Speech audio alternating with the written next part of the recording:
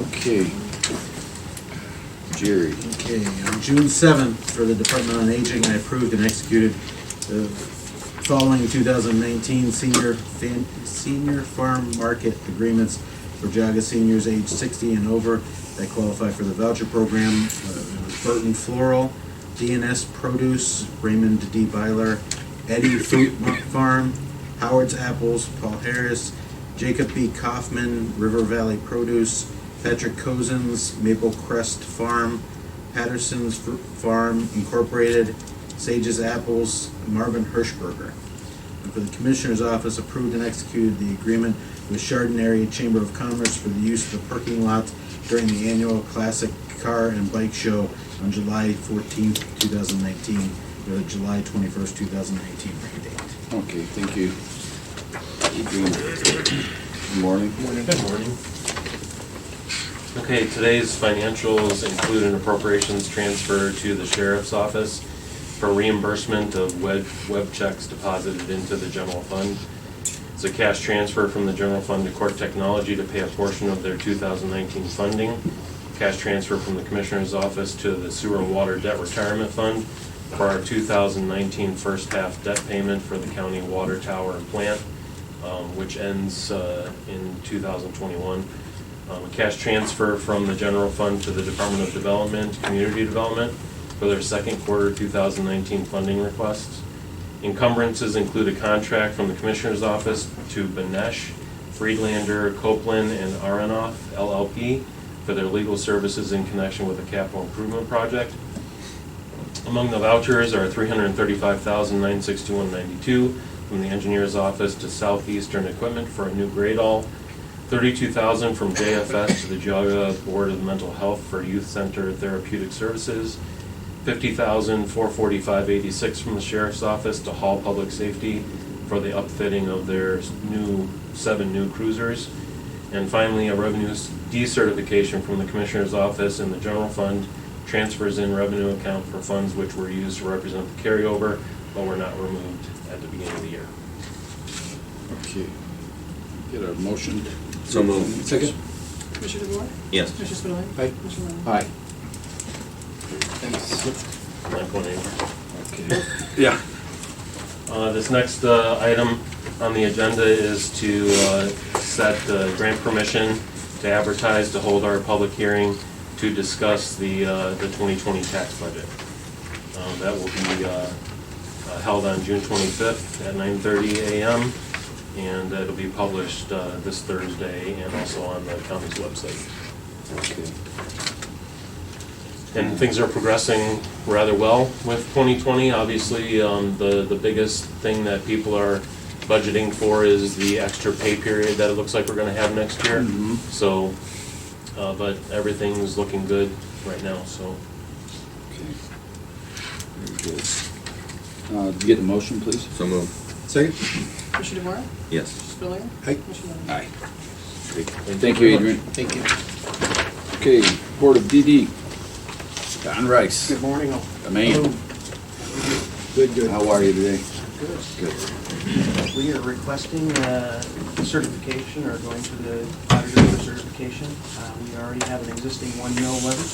It yields about $3 million. We're asking permission to put it on for renewal this November with no new taxes. But this is the first step where we need to go and get the auditor's certification of the amount.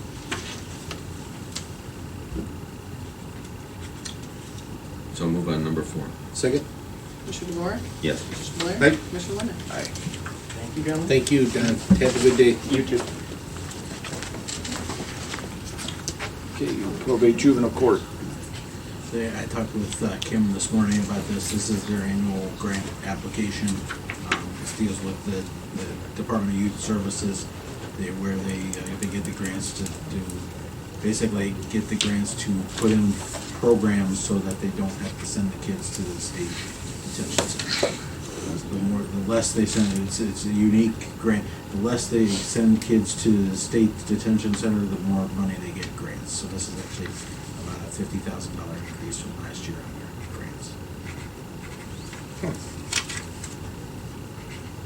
Nobody can make it from the office. No.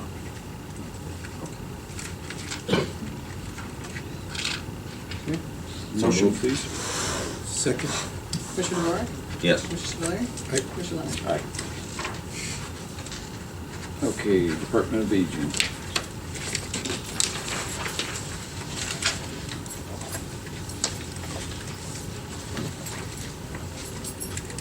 Hello, Hi, good morning. how's everybody?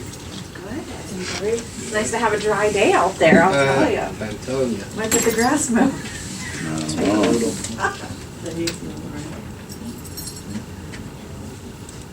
So, we're here today regarding our Assistance with Daily Living program. We did go out to bid for the program. So Reba will kind of tell you the direction we're looking at taking. So we had, the next 4 items on your agenda are the 4 agencies that did make the bid on the contract. We have 33,670 units, which each is an hour, that we pay out at $24 per unit, with the total contract being $808,080. It's over 2 years. We had 4 agencies put bids in on the contract. We did take into consideration how many units all of these agencies, 2 of them are under a current contract, 2 are contracted through Montefiore. And we did look at how many units they currently have, because we were very concerned about capacity, their ability to provide the aids if we gave them a great number more. So that was one of the considerations that we did. We do client surveys annually, and I'll say that we've had some very good response from our clients in terms of satisfaction with these agencies that we're currently working with. So we're pleased to have all 4 of these on board. So do they do different types of services, or they all do the same? Well, they're all home health agencies, so they're doing non-skilled home care in the home.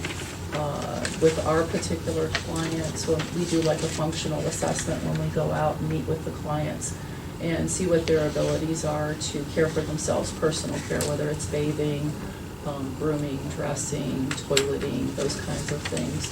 And we'll do that functional assessment, and there'll be a care plan developed based on their ability to care for themselves and the assistance that they need from the home health agency. We always get the care plans back from the health agency, review them, make sure that the care plan is following the guidelines for our program. And then we go ahead and approve that, and services begin with the agencies. But generally, I will say they're helping, all the new folks coming on are doing bathing assistance, that kind of a thing. So they definitely need supports in the home. And these are clients that they're not quite ready for the next level of care.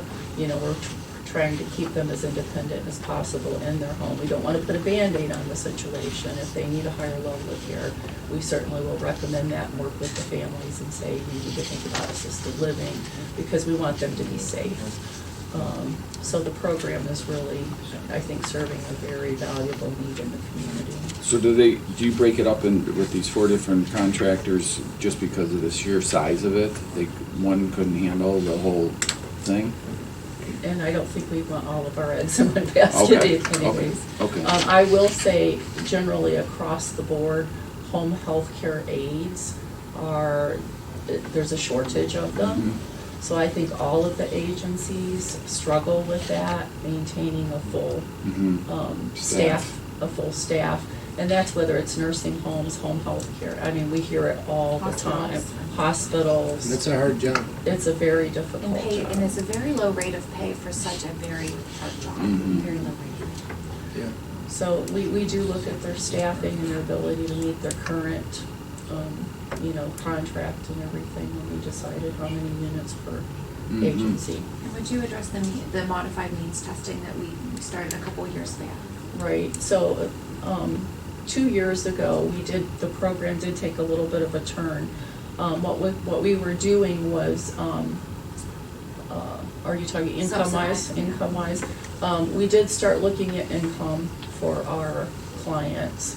Those that were above 150% poverty, we started doing a small copay. It's very small. It ends up being $10 for a 2-hour visit, which I think all of the clients find very reasonable.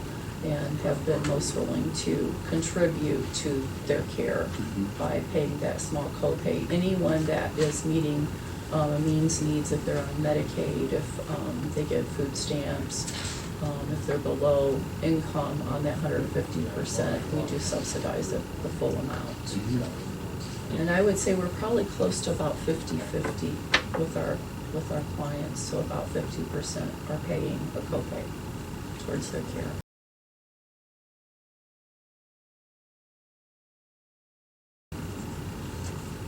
Yeah. And the companies that did bid on this, we've had a relationship with them in the past, all of Yes, them. we're Yeah. currently working with all of those. Two Okay. of them as subcontractors, though. Okay, And they're doing a wonderful job. okay. As you go through the different items, you'll see that there's a considerable difference in the number of units that they bid on. But it was important for us, that they bid only on what they could handle. So I Yeah. think that's really important. I see, yeah. Because we don't want a situation where somebody qualifies and the agency doesn't have staff to send out and provide the service. Right. And how do you decide which agency would go where? Or is it just first come, first serve, or how do you? Which client would go to which Yeah, agency? right. All of the agencies are required to be able to provide services to any client in Geauga County, no matter where they live. Okay. So it could be an agency out in Sugar and Falls that has to go up to Thompson, or it could be, they have to be able to provide anywhere. I think we look at the openings availability. Certainly, if they have an opening, and I will tell you, this program stays full. So it's not usually that we have a choice of which agency they go to. We will try to maintain all the clients with their current agency if they have one of these now. We will be transferring a number of them. I think we always kind of look at geographically, what works for people. I do know that some agencies are easily able to staff people in the Chesterland area or the Middlefield see. area. So Okay. we keep that in the back of our mind, but the bottom line is they have to be able to serve anybody in Okay. Geauga County, and we've not had an issue with that. Good. And we do sometimes have clients who may have an issue with maybe their provider, and when there's an opening, we'll give them the opportunity to switch to a different Switch. provider. Mhm. Yeah, we've done that. And I would just assume that, they're screened and background check and that type of thing going into people's homes and. Yes. Yeah. And we do have a procedure in place if there is an incident that would happen with the caregiver, Mhm. whether it was, it could be the client being abusive to the caregiver. Mhm. Sometimes that happens too. Sure. They do up the written reports, they submit them to us, we review them, and we kind of come up with a plan together, how we go forward. Do we need to switch providers? Do we need to switch the aid?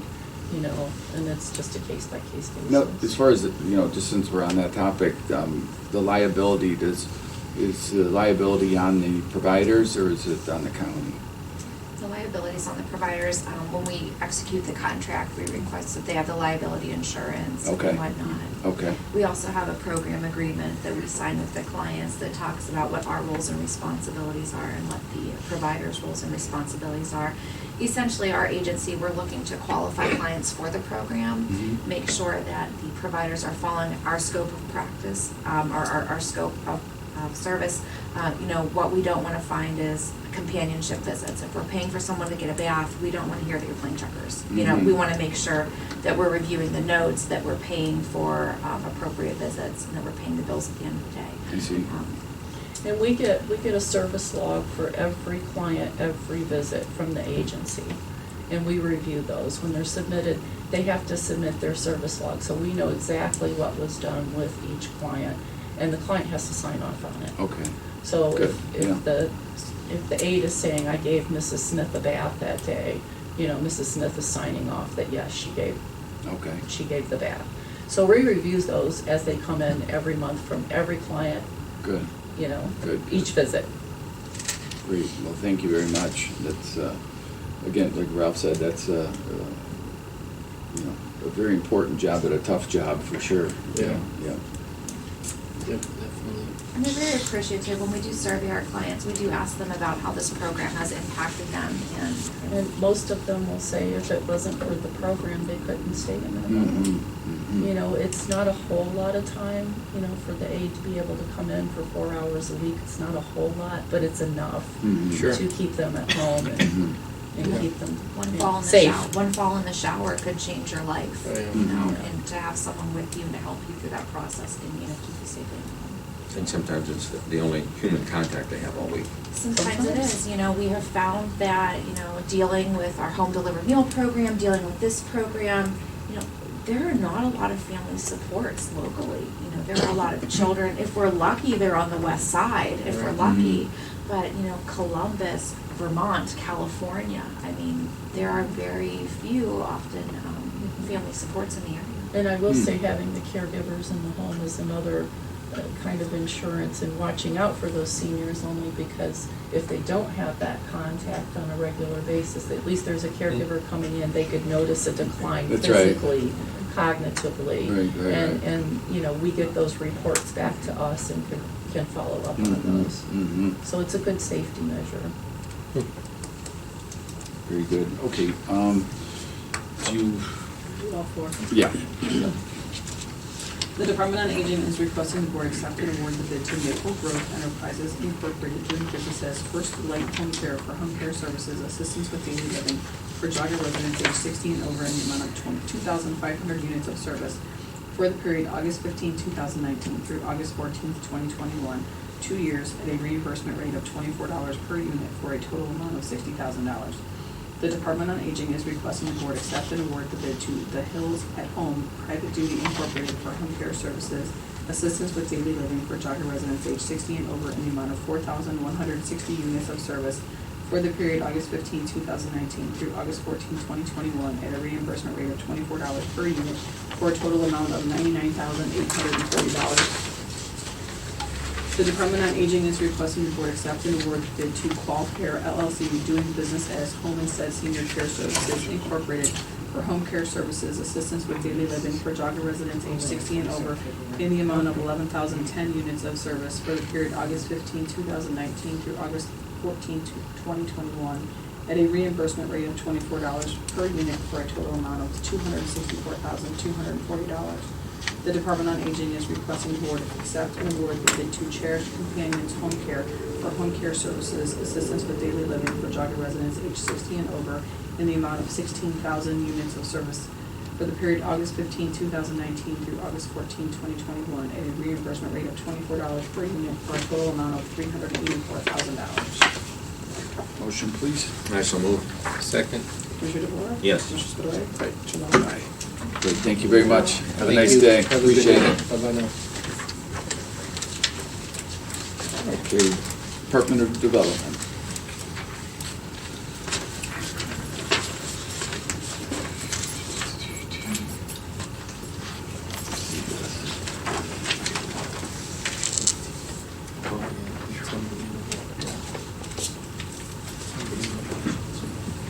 Hi, Hello, good morning, how are you? how are you? Good. Good. This may be one of the last weeks I'm coming up talking about CDBG for now. Okay, All right. making some headway. Yeah. Yes. So last week, we hosted our public hearing number 2, where the 5 projects that were selected were announced for the 2019 CDBG allocation program. The board voted and approved those 5 projects. So today, the Department of Development has 3 requests on the agenda. This will help us complete our application to state, which is due on Friday, June 14th by 4 p.m. So item 10, the Department of Development is requesting the board approve and execute resolution number 19-069. This will authorize us to submit our application to state. Get a motion, please? So move. Second. Commissioner DeBoer? Yes. Commissioner Spudler? Aye. Commissioner Levin? Yes. Okay, item 11, the Department of Development is requesting the board approve and authorize the president of the board to execute the residential anti-displacement and relocation assistance plan. So this would be used if anyone was being displaced for any of the projects. So if they needed new placement, and none of our projects will be displacing anyone, but the form still needs to be signed indicating that we do have a plan in place if anyone were to be dislocated during the projects. Motion, please. So moved. Second? Commissioner DeBoer? Yes. Commissioner Spillier? Yes. Commissioner Lennon? Yes. And item 12 on the agenda, the Department of Development is requesting the board approve and authorize the president to execute the environmental review documentation and certification form for general administration, fair housing, and planning. So this will allow us to release those funds as soon as they are acquired from state in September for the general administration, fair housing, and planning. So an environmental review is not required for those funds to be released. So essentially, this is a waiver stating that no environmental review is required. Motion, please. So moved. Second? Commissioner DeBoer? Yes. Commissioner Spillier? Aye. Commissioner Lennon? Yes. Very good. Yeah, Thank you thank for your you. hard work. Making that look easy. Yeah, last night we went to an event, it was hosted by the Board of DD Mhm. and the Maple Leaf Community Residences, so it was really great to see the families and hear the stories and see the impact that these decisions are making for the families. Great. So they did announce that they're planning to receive funding for the fire suppression hoods. And just seeing the relief on the families' faces, knowing that, you know, their family members will be safe and that the commissioners are supporting the organization. Great. Thank you so Thank much. you. So- Yep, bye-bye now. Here comes trouble. Always in the back row. No. Everything's going so smooth. Yeah, yeah. Yeah, you see, this is like a well-oiled machine now. How are you? Morning. How are you? Good to see you. Good, how are you? How are you? Good to see you. How you doing? Excellent. Morning. How are you, Paul? Sure. Good. How are you? Good to see you. Well, we're here for the annual report. Yep. For our lease. Can't thank you guys enough for the support you guys give us. 100%. Awesome. You guys are on board Yep. all the time with everything. You know, appreciate Jim and Jerry coming down to the OFMA down in Columbus. That was great. You guys got to see kind of the other side. I know Tim's been down the sides of what happens during the 5 days of the fair, how much stuff's going on. It's a year-round operation. Yeah, we gotta get Ralph to get some That's time it. off to, Yeah. you know, come down to visit Columbus. Kind of let your Talk to hair the- down a little bit, right? Yeah. As long as you feel let me out. Yeah. Right. It's all business at all Yeah, times. yeah. Very serious. Yeah. Yeah. Geauga continues to be a leader down at the state level, just with your support. There's so many fairs out there that, you know, Yeah. trying to do it by themselves without commissioners and the county support, and, you know, everybody envies us how we have a great relationship with you guys. So to recap the 2018, we started out the first day, had a big rainstorm come through, but, you know, everybody's bringing in all their stuff, and we've made it through that. Then it warmed up, got pretty warm a few days there, and kind of ended. A little bit of rain on everybody falling out. The attendance was up a little bit. We were about a little over 204,000. Wow. So, you know, Nice. pretty good. We didn't have a lot of capital projects going on due to, you know, funds were a little low, so we concentrated on a lot of maintenance and repairs, you know, throughout the fairgrounds. We did some big things the year prior, though, right? Right, we actually, Yeah. we actually double spent the year before. Right, so that right, year we went- right, yeah. We were a little thin, so Well, we then had last to year, so. Yeah. watch our money a little bit. One thing we had was a new exhibit called the Baby Blanket for Blessings. And all the exhibitors agreed to donate these blankets back to Baby's Rainbow Intensive Care Unit. We didn't really know how big it was gonna be, expecting, you know, 20, 25, and we had over 80. So it was pretty awesome. We're gonna do it again this year. It was such a big success. We changed one thing at our gates. We lowered the age from 12 to 6 and under for free. Didn't really get too much pushback or anything, so we're gonna continue to do that. One area in our treasurer had some medical issues going down, so she stepped down, so. Who was that? Sherry Measures. Okay, yeah. So, obviously, we had to scramble and look for a new treasurer and did the interviews, had a lot of applicants, a lot of good people. And we found an awesome one. Great. That's the, Diana Cochran, she's also the Summit County Treasurer, but since day one, she's done an excellent job for us. that's the She's a backbone of the worker. whole thing right there. She's a worker, Yeah. knows the fairs, Yeah. so she has long history with the fair and Much stuff. better than me doing it. Yeah, we kind Yeah. of, It's not. At least you can admit it. That's why you're so smart. and we heard about it every day too. Yeah. That we I needed- reminded him. Yeah. We had to do something quickly and, Yeah. yeah, couldn't have worked out better. I mean, it's really been a success. Moving forward this year with our capital projects, we have a little bit more money to work with, and I don't know if anybody's noticed at the south end, we've taken down our heritage building. We still have the concrete slab, which is pretty good. We're gonna put up a new building, and as of right now, I think we're still on track for him to move in the next week or two, and should be all done and ready to go August 1st. Oh, good. So, Okay. obviously, weather and everything else, how things have gone this year. We added 2 used mowers, 0 turns. It's been a little wet for mowing, but they're a little bit lighter, so they've been mowing with those and trying to keep up with the grass. And they really like those. We got them at a discounted price, so that worked out well for us. Right now, we're looking for a new loader to replace one that we have right now. It's a tractor and a loader that's just not very good. We demoed a couple, and we've been looking into that. We're looking to purchase something pretty soon.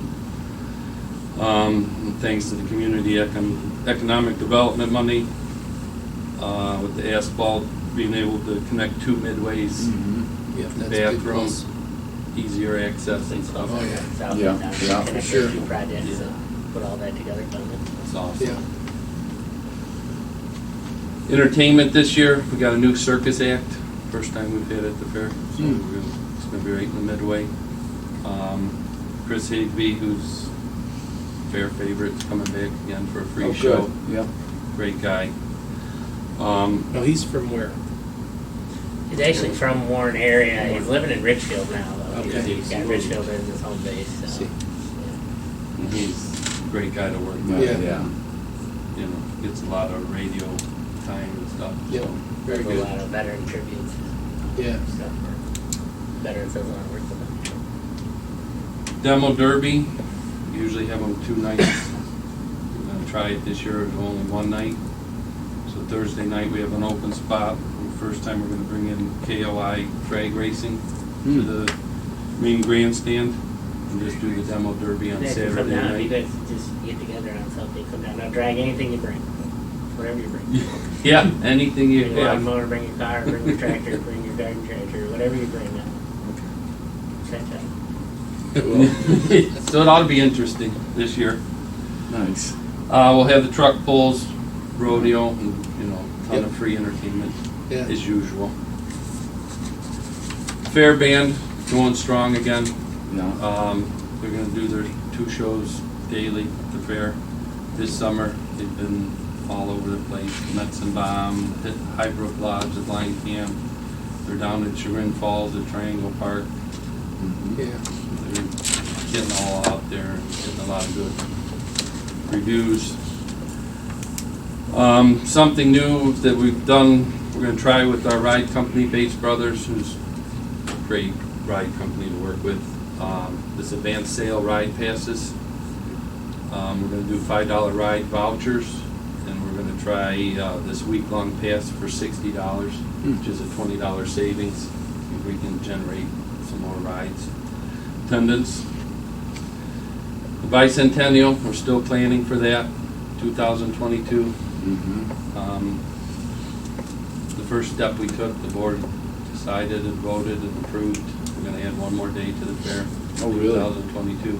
No kidding. So it'd be like Monday after Labor Day, or Wednesday. No, we're gonna go on the Wednesday. front end. start early? Yeah, we'll start a day. Start the early. celebration. So on Tuesday, everybody bring their animals. Right. The way it looks right now is everything will just change 1 day. So everything you did on Wednesday, you can do on Tuesday, everything you did on Tuesday, you do on Monday. You know, everything will just move up 1 day for the year. And then we can have Wednesday to celebrate, and have a little party ahead of time. You know, and everybody participate.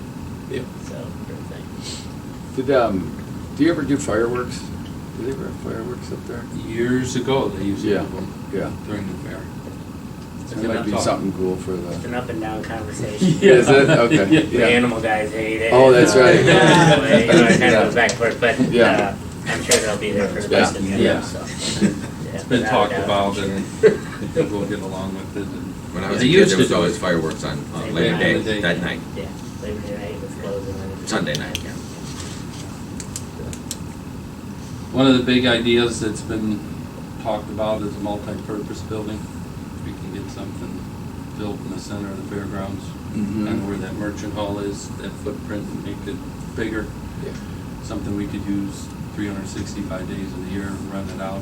Oh, yeah, Big, Mhm. you know, totally. big seating. good idea. So there's not a lot of, big seating areas. Somehow we could generate the money for that and. And Yeah, then I think that keep would- the main arena? Or, Show it, reader. yeah, the show. Yeah. Keep that.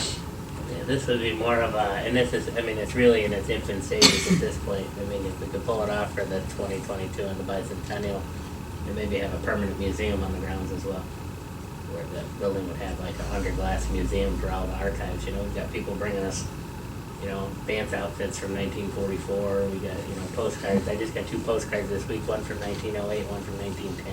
Really? Postage was 1 cent on them, they were mailed out, for the fair and stuff Yeah. like that, so.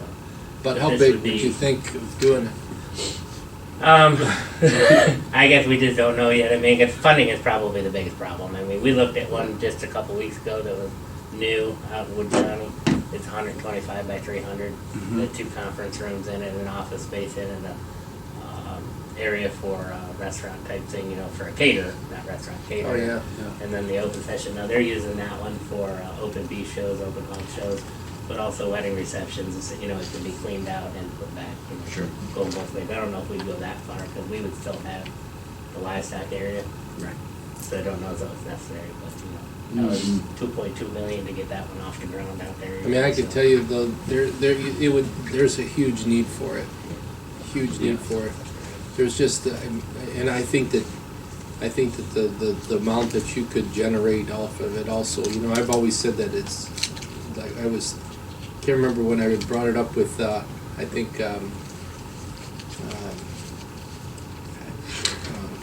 who was it that, the fair board president, before he Phillips? was, Phillips, was it? Bob Phillips, Yeah. Bob Phillips. And I told him, I said, I just, I could just see it, I mean, we have like just no place to bring any kind of personalities in, any kind of events, it's So just, like, the event you have, that Blue Line Oh, yeah. event, there's nowhere there's no place. to do it. Yeah, we're Yeah. going Same out to, thing, just Parma. Ducks Unlimited, Yeah.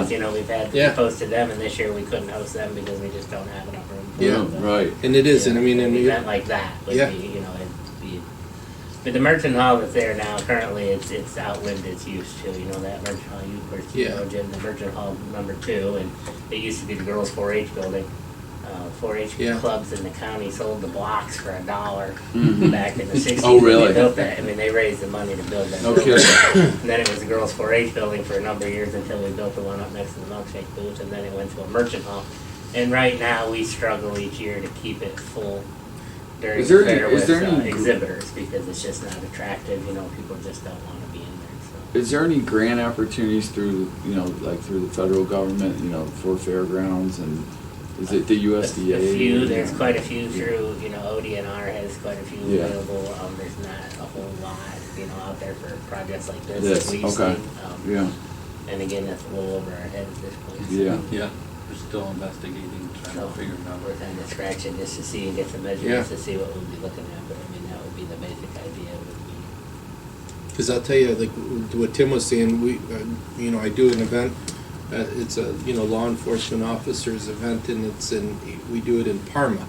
And Yeah. it's the only place that we can find a facility that's, 100, and that's like 110 by 110. Right. And then, the next step from there would be to basically go to the IX Center at a price of over $100,000 a day, and have to deal with all of the hurdles. Right. But nothing around here, even the trade shows, like, we've had a lot of companies that have said where you know, we have industry in this county that, you know, potentially could do stuff for trade shows and different expos and stuff, and I really do, I think that it would be something, I mean, I would definitely, I mean, obviously it comes down to dollars and cents if the numbers sound like it's doable, but if looking at it on a long-term basis, I can tell you guys, I would definitely support it, because I really think it would be a huge plus for our county. Down in the one county has, and I think it's privately owned, where they have like their flea market, and they bring all the, you know, they've got this huge building there. And I mean, that place is just, it has affected the whole county because of the commerce that it brings in, you know, all the traffic and all the people that come in, you know, and it's a situation where, you know, people have to come in, they're gonna eat at the restaurants, they're gonna shop at the local shops and all that. I just think that it's a big Basically plus. expands the use of the grounds, you know, Yeah. you do that for 5 days, but it would expand yeah. around the No rest doubt. of the 52 weeks. But the one restricting factor for where we're at though becomes lodging. Yeah, well, that's always That's always been been the, a restriction, you know, even the even chicken for and the this year egg. and next year, as far as lodging, just during the fair, we use Punderson for Yeah. our judges, you know, because I book a lot of judges' rooms that are in town. And I actually had to sign a contract, I'm 2 years out on a contract over at Punderson because that's how tight they are. Wow. Seriously. On lodging Wow. because they have weddings and stuff that want to come in for the holiday weekend and stuff. So even just lodging itself, and like you say, you want to have an event, you want to bring 300-400 people in, 500 people in, but they need a place to stay. Yeah, So it becomes a little bit. so we'll have to incorporate a hotel in that somewhere. Well, that's funny, I mean, it That's kinda- out of our. That's out of our Yeah, we bailiwick. can't get there. it kind of leads into a different topic and subject, but it's something that we've been working hard on, Ralph and I, and now Jim and Skip, was, you know, economic development here in Geauga County, and certainly, you know, the fairgrounds is a part of that equation, no doubt, but, you know, kind of identifying some of the things that, you know, we don't have, or, you know, that would be conducive to future growth there, but, you know, this is gonna be happening here pretty soon, and, you know, I'm sure we'll be reaching out to you, but as far as lodging goes, that is, you know, it's like the chicken and the egg. Do you build the big. lodging, or is it, Right. yeah. And I think what you see is you see the buildings, I mean, typically what you see is the complex and then the lodging will follow. Yeah. Because there's a profit to be made from it on the other side. And use Mount Hope as an example. Mount Hope has expanded their convention center there at the livestock yard Yep. 3 times, and this spring they opened a hotel right in front, you know, they were Wow. on the first property and they've got a hotel right there in front of it, so I think that, What it county was- is Mount Hope at? Holmes. Holmes, okay. Oh, yeah. Holmes County, That's because I've heard good things about Holmes County. Right, yeah. They've done a fantastic job with the fairgrounds down there, with that expansion and that, and the commitment from people from the private sector for funding has been unbelievable. I mean, I don't know if we would feel that here, that they felt there, but it's just unbelievable, the commitment that they've received. So, but it's something we can work, I mean, it's I something we agree. can work with you on or talk to you about. Definitely. It's just, our only thought was to incorporate it into the bicentennial, because it's a better fundraising avenue, you know, to plan for that bicentennial and stuff. And then, you know, kind of in the back of our mind, like we said, with some kind of a museum, because we do have a ton of history. Yeah. And we're almost fair to say, wow, with a ton of history. What we could see is some kind of an area in that building that was under glass, Mm-hmm. you know, as a museum part where you had your event, you know, the lights could be on under that glass and you could experience all Yeah. that as well. But then it would be an exhibit that would be open during the fair, but Mm-hmm.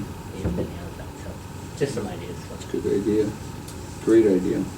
We're good with the ideas. Yeah. Yeah. We got an idea, now we gotta just Yeah. Finding the right kinda cruise ship. move forward, right. We just need the donor just to say, go ahead and build it. As long as we keep a treasury, you can keep coming up with ideas. Ah, yeah. Yeah. That's right. Our junior fair, 4-H, strong, doing great. This year, we just bought some new software, so all their entries are gonna be online, no more paper. We're gonna try it with our youth and then probably move to our adults, start moving that way. Yeah. You know, go paperless with everything. Our grounds, you know, continue to be used every day up there. It's active up there all the time. Last but not least, for sure, hot topic, Berkshire School. Continue to be in talks with the superintendent, with Mr. Stoddard and, you know, Yeah. with what's going on, and we'll continue to, you know, aid them in their project and talk to them, you know, and do what's best for the fair, of course. But Yeah, and I could tell you, I mean, I'm speaking for myself, but I think the other two also, is that, that's, I was approached a couple weeks ago saying, why don't you guys intercede? Well, you guys are the board there, and we're not, our position is that's what you're there for, and so I don't wanna be in a situation of stepping on the fair board's toes. You guys have done a great job all these years, and I think that, there's a value to Geauga County of what Geauga County has been from inception that fairground holds. And I think that there's a huge meaning for that fair to continue and the fairgrounds to exist, because that's what Geauga County really has, a lot of its roots there and foundation that's based on that. And it's so it's just a situation that sure there's got to be some form of a happy middle, but at the same time I respect you guys and what you do, and my position is not to ever step on what the board's position is either. Probably the biggest problem is the miscommunication, to be honest with you. Yeah. There's really nothing to intercede with, because we haven't been approached with anything. That's Right. That's the misconception that's out there, So, Yeah. we had a pretty bad board meeting the other night. I mean, we had pretty angry people in there, and there's just no reason to be angry. No. Because there's nothing to talk about. Right. Yeah, well, there's been no real formal proposal Correct. to you or to us. There's been a lot of, ideas, right? And which are fine, but I think, And I think everybody It's wants to frustrating. do Yeah. the right thing, Yeah. and it's just a matter of putting the pieces together to make it the right thing, so that's, absolutely, for sure. and it's just, it's it's like the old, say we maybe just need to just, slow down, sit and draw this out completely so that everybody wins, and Right. I do believe that. It'd be nice to have both fair board and school board complement each other as much as you can. And that's what, we're there to listen to whatever they have to say. We're still talking about the same thing from 2.5 years ago, though. So Right. We're Yeah. there to hear whatever, we're not, Yeah. and moving forward, when we get to that point, obviously, we'd really like to sit down with you guys, give you our thoughts, what we're thinking, and, Yeah. so we're all on the same page, in Yeah. the very end. We're not doing anything that you guys wouldn't want us to do or Yeah. whatnot, so. You have your fair manager's passes and your parking passes for the fair. Awesome. In there. And she says, don't lose the parking pass, right? Yeah. Yeah. never. Goes right in my safe. You just gonna give them to me now, so I can put them on my bulletin board? Yeah, Keep them in a safe place. yeah, that's right. One thing I do want to bring up is the current lease is set to expire in April of next year. Okay. So I have forwarded it on to Laura from the prosecutor's office, so I think that's plenty of time, but just as a, it's. Yeah, 4 keep it in years there. already. We knew we were getting close. Keep it in the back of your After that, we head. had to get Yeah. started on it again. So, we tried that extension once a while back. It didn't go real well, so we just No. got tabled and tossed Yes. off to the side there. So, There was some issues with some groups wanted to have alcohol on the grounds, and Oh. Mr. Young wasn't real crazy about it, and things and prosecutor's office came up with a document, like. Oh, yeah. Really? Yeah. because it falls under a totally different liability. Right. It's just like, about that, so. So, I brought this map and just, could you point out where the potential expo center would be? Right here, right in the middle. No, actually, it would be, No. not in the middle of the infield. That's where the guy lands with the That's where he lands with the flag. Yeah, you're right over there. right there. right here. That'd be the Merchant Hall. That's the old girls' Both of 4-H them. building, and that's Merchant Hall number 2. And then it would be that area right there. See, you know, when you're looking at the aerial of this, it's pretty easy to see. You can see the old track. Right, the old You track. know, this is the old track. Yeah. From back, you know, in the day. And this building is the one that sits in the center of that area there. So this is midway, this is midway. This is where solid, soil and water handed out to trees and. Yeah, this year is where they did their Yes. tree drop Okay, off. Yep, okay, good. that's where we did the tree this year. So, and that's, there's restrooms there, there's water, there's sewer, and currently there, then there's also our electric shop, which we would just relocate to another area on the ground, you know, and stuff like that, so. But that would be the building area that was talked about. Would tie those two midways together. The problem we have right now is that is a merchant hall. It's just far enough off both those midways, so the traffic's coming down the midways and people don't want to turn and go into it. So if we bring it out, you know, we think we can get the traffic flow in there. As a merchant hall, it becomes more valuable during the fair for the insurance salesmen and the, you know, Sure. the guys that are trying to sell their goods and stuff that we rent space to. And then throughout the year, it's easy access, plenty of parking, Yeah. you know, you can get in and out. Originally, we had discussed the south end where this heritage building is going up now, something up in that area, but it's just so tight and congested. There's room for the building, but there's not room for any kind of parking, at least down here. You'd be in the center of the fairgrounds on the midways. If you have to asphalt an area, it's an area that would be used for rides and games anyhow during the fair, so it wouldn't hurt anything. Yeah. Over the years, have you had any requests for new bathrooms and showers in the campgrounds? Always, Always. Yes. always. I mean, when you look at our shower facilities, it's probably the thing we're the weakest on. I mean, and overall, and in all fairness, and you say this out loud, but you know, we have one shower on the grounds that's being used by everybody. So whether it be a vendor or a junior fair or whatever, they're all using the area. Is probably not the best idea. We've had a plan down outside the arena, in the arena bathrooms, to add co-ed showers to that area right there. Co-ed seems to be a selling point. I don't know. To that area right there for the showers. But we've also talked, of course, down at the natural resource area. And then, of course, that's one of the issues that's come up with the water line. If the village should happen to decide to loop that water line from the school, you know, and we've said, I think we said 3 years ago when we met the first time, we were fine with that, but it doesn't seem like that message gets out there since everybody keeps saying we're not fine with that. Yeah. You know, if there's a possibility to loop that water line and bring it down past that area, then it would put water in an area that we could maybe have showers and restrooms for the campers, Okay. you know, in the back. So. Maybe like for next year too, when we have, well, it wouldn't be till the following year for our CDBG stuff, right?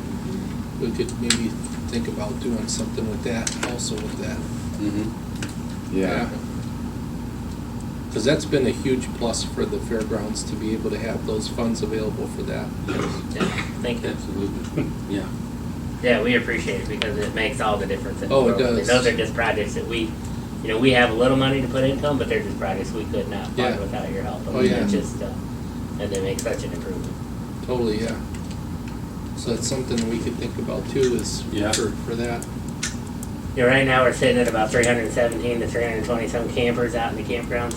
That was my next question. Yeah, there's about 317, 320, and last year we wound up with a couple on the waiting list. I think we got everybody in last year finally at the very end.